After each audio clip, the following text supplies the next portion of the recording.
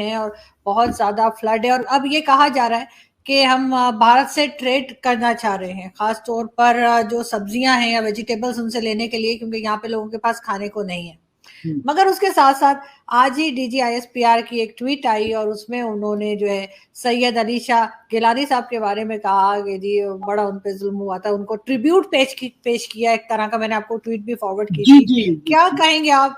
एक तरफ हम उनसे ट्रेड करने की बात कर रहे हैं क्योंकि यहाँ पे लोगों के पास खाने को नहीं है, और दूसरी तरफ हम कोई ऐसी बात कर रहे हैं जो कि जाहिर है कि इंडियंस को पसंद नहीं आएगी। तो अट्रॉसिटीज का Indian atrocities, exactly, that's the word use. देखिए, इसमें दो एंगल हो सकते हैं। एक तो आपको मुझे सब पता है कि जहालत में हम वी आर टॉप, हमें ना समझ में आती किस वक्त क्या बकना होता है, वी डोंट रियली केयर, ना इतनी समझ है ना मैच्योरिटी है। दूसरा पहलू ये है कि ये जो DGISPR की ट्वीट है ये किस जनरल के अगेंस्ट है। ये आपके यहाँ एक कैटेगरी है जो जिहादी जनरल्स हैं, दूसरी कैटेगरी है जो शराबी जनरल्स हैं। तो ये दो हैं पाकिस्तान की फौजें, एक दारू पीती है, एक दुआएं मांगती है।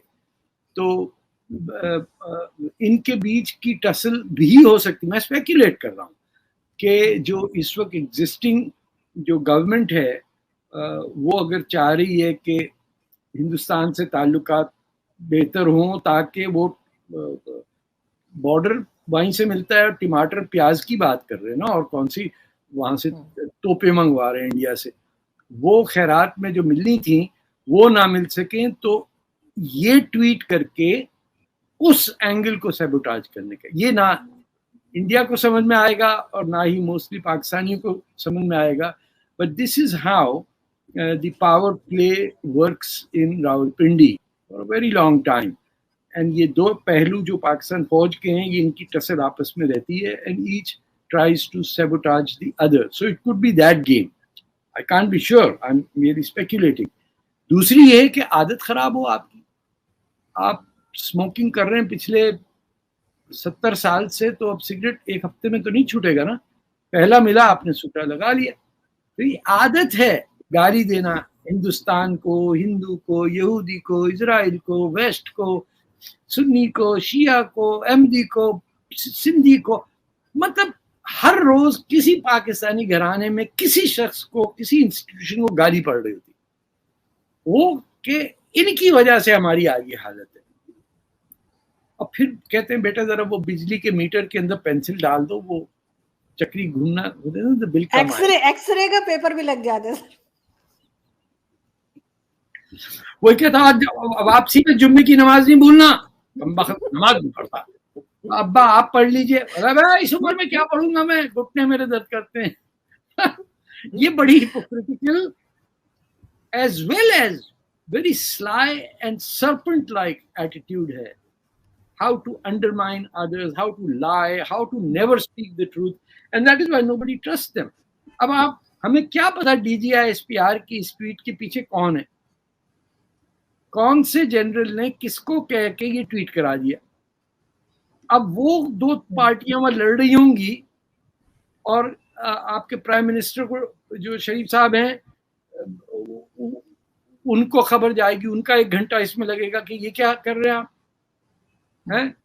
इंडिया कह रहा है कि हाउ कैन वी हेल्प, तो आपने जाके इंडिया को गाली दे दी।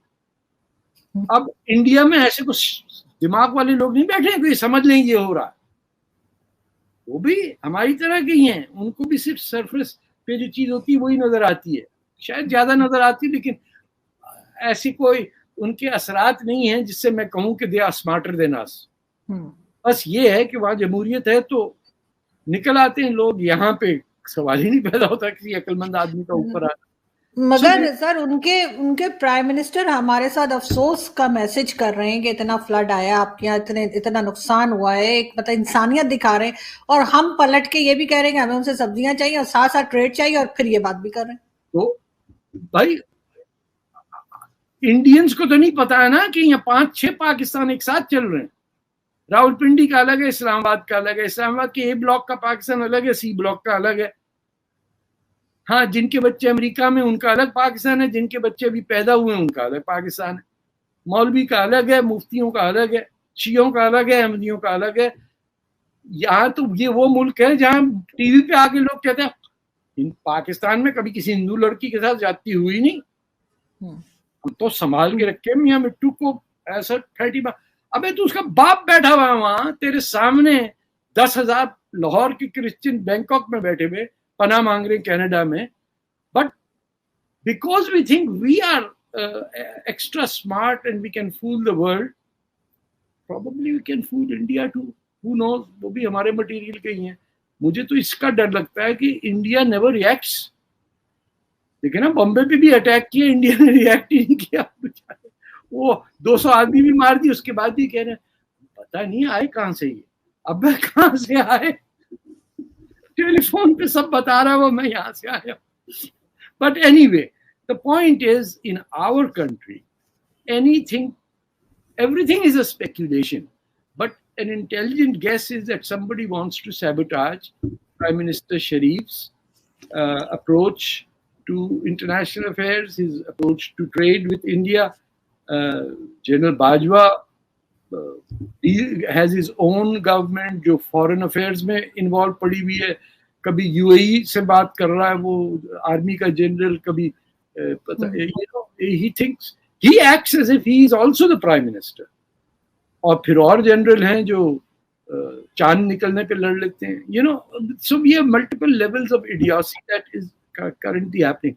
इसमें ये DG ISPR का जो ट्वीट है, it is clearly meant to sabotage Prime Minister Sharif, and unless the Indians are equally idiotic as we are, they will understand कि ये शरारत क्या हो रही है, behind the scene कौन किसको sabotage कर रहा है, इमरान खान क्या कर रहा है, कौन किससे माफी मांग रहा है, किस जनरल से कौन पीछे चला हुआ है। We are in a mess. वैसे और एक बात क्लियर कर दूं आपको कि ये हर सूबे में नहीं फ्लड आया, 70% of Balochistan is under water. This is a crisis. और पाकिस्तानियों जो आपके शो भी देखते होंगे, उनको एक मैं तूफान का नाम बताऊं जिसका नाम था भोले। वो 1970 में आया था और उसमें ईस्ट पाकिस्तान डूब गया था, और उसी के नतीजे से 1970 के इलेक्शन में जो रिजल्ट आया, लोगों के छक्के छूट गए कि 99% of the seats were won by the 6-point separatists of Awami League. And Mr. Bhutto got involved in breaking it up when he used the slogan "Idhar tum udhar hum." अब तूफान आया है जिसके अंदर सिंध और बलूचिस्तान डूबे। पंजाब तो भंगड़ा कर रहा है, अल्लाह मियाँ पंजाबी ऐसे लगता है कि उनको बचा दिया, मंगला डैम, वर्षक डैम सब सेफ है, और वो पानी इधर आके तबाही मचा दी पूरे सिंध और बलूचिस्तान में। इसका क्या ये तो कह रहे हैं कि पंजाब में भी है, KPK में भी है, और सिंध में तो खैर कह रहे हैं कि टेंट्स भी चाहिए, तकरीबन 10 लाख टेंट चाहिए इनको। हाँ, तो पंजाब और वहां का तो पानी बह के इधर ही आता है ना, मुसीबत तो आती है ना नीचे ही। पंजाब का पानी तो नीचे ही आएगा ना, हमेशा से आ रहा है, पिछले 5000 साल से आ रहा है, ऊपर नहीं जाता है। मोहनजोदारो सिविलाइजेशन लेके पूरे इंडिया में पंजाब नहीं गई, वहां सिविलाइजेशन आई नहीं कोई। आपने कभी सुना है पंजाब का कोई रूलर तारीखी इलावा रंजीत सिंह के? कोई नहीं आपको मिलेगा।